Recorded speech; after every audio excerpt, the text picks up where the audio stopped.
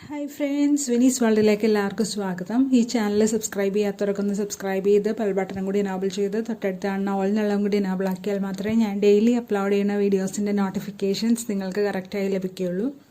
ഞാനിപ്പോൾ ഇവിടെ ഉണ്ടാക്കുന്നത് പൂരിയാണ്. നല്ല സോഫ്റ്റ് ആയിട്ട് നന്നായിട്ട് പൊങ്ങി വരുന്ന എണ്ണ കുടിക്കാത്ത ഒരു പൂരിയാണ്.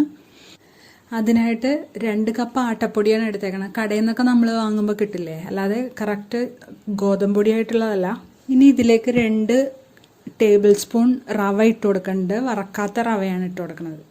നമ്മൾ ആട്ടപ്പൊടി അളന്ന ആ കപ്പിൽ തന്നെ 1 കപ്പ് വെള്ളവും കൂടി തിളപ്പിക്കാൻ വെച്ചിട്ടുണ്ട്. അതിലേക്ക് കുറച്ച് ഉപ്പും കൂടി ഇട്ട് കൊടുത്തിട്ടുണ്ട്.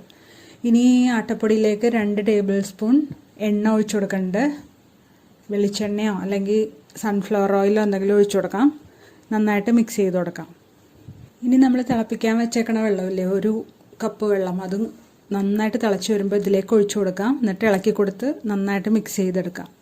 ഒരു കൈ കൊണ്ട് വെള്ളം ഒഴിച്ചു കൊടുക്കാം, മറ്റേ കൈ കൊണ്ട് ഇളക്കിയും കൊടുക്കാം. നമ്മൾ ആദ്യം ഒരു കയ്യിൽ വെച്ച് ഇളക്കി കൊടുക്കാം.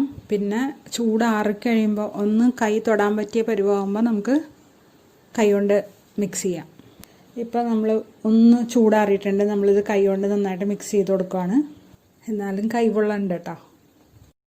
നമ്മളിത് കറക്റ്റ് വെള്ളമാണല്ലോ എടുത്തേക്കണം. അപ്പോൾ ഇത് മിക്സ് ചെയ്ത് വരുമ്പോൾ ഇത്തിരി കട്ടിയുള്ള രൂപത്തിലായിരിക്കും കിട്ടണം. അതായത് കയ്യിലിങ്ങനെ ഒട്ടിപ്പിടിക്കുന്ന രൂപമൊന്നും ആയിരിക്കില്ല.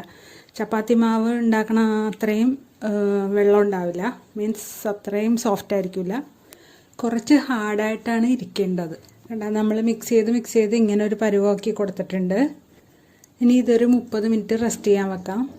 ഒരു നനഞ്ഞ തുണി കൊണ്ട് മൂടി വെക്കുക, അല്ലെങ്കിൽ ഒരു പാത്രം കൊണ്ട് മൂടി വെക്കുക, എന്തെങ്കിലും ചെയ്യാം. ഇപ്പോൾ 30 മിനിറ്റ് കഴിഞ്ഞിട്ടുണ്ട്. ഇത് കണ്ടാൽ നന്നായിട്ട് കുഴിഞ്ഞു കൊണ്ട് നല്ല സോഫ്റ്റായി വന്നിട്ടുണ്ട്.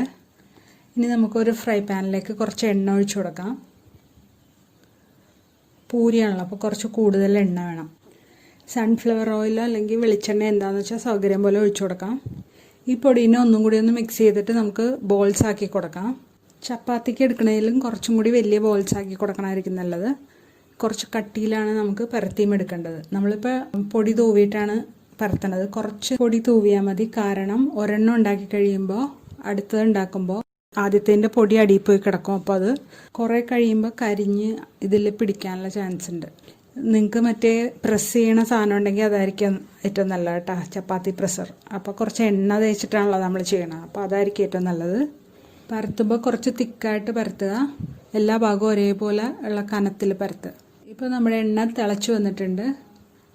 അധികം അങ്ങോട്ട് തിളച്ച് സ്മോക്കിംഗ് പോയിൻ്റൊന്നും ആവണ്ട, അതിന് മുമ്പേ തന്നെ ഇട്ട് കൊടുക്കണം കേട്ടോ. ഇനി നമുക്ക് ഇതിൻ്റെ മുകളിലേക്ക് ഈ എണ്ണ തിളച്ചെടുക്കണ എണ്ണ ഇങ്ങനെ ഒഴിച്ചു കൊടുക്കാം. അപ്പോഴാണിത് പൊങ്ങി വരണത്. ഒഴിച്ചു കൊടുത്തുകൊണ്ടിരിക്കാം പൊങ്ങി വരണത് വരെ. ഇപ്പോൾ ഇത് നന്നായി പൊങ്ങി വരണുണ്ട്. കണ്ട, മുഴുവനായിട്ട് പൊങ്ങി വന്നിട്ടുണ്ട്. ഇനി നമുക്കിതൊന്ന് മറിച്ചിട്ട് കൊടുക്കാം. 2 സൈഡും ഗോൾഡൻ ബ്രൗൺ ആക്കി എടുക്കണം. അപ്പോൾ ഒരു സൈഡ് ഗോൾഡൻ ആയിട്ടുണ്ട്. ഇനി അടുത്ത സൈഡും കൂടി ആയി കഴിയുമ്പോൾ നമുക്കെടുക്കാം. ഇപ്പോൾ ആയിട്ടുണ്ട്, നമ്മൾ എടുക്കുകയാണ്. ഇതുപോലെ എല്ലാം ഉണ്ടാക്കി എടുത്തിട്ടുണ്ട്. ഇത് വളരെ ടേസ്റ്റിയാണ്. ഒരു കൈ കൊണ്ട് തന്നെ മുറിച്ചെടുക്കാൻ പറ്റിയ അത്രയും സോഫ്റ്റാണ്. ഇതെല്ലാവർക്കും ഇഷ്ടമായി എന്ന് വിചാരിക്കുന്നു. ഇഷ്ടമെങ്കിൽ ലൈക്ക് ചെയ്യാനും കമൻറ്റ് ചെയ്യാനും ഷെയർ ചെയ്യാനും മറക്കല്ലേ. സബ്സ്ക്രൈബ് ചെയ്ത് ബെൽ ബട്ടണും കൂടി എനേബിൾ ചെയ്യണേ. Thanks for watching.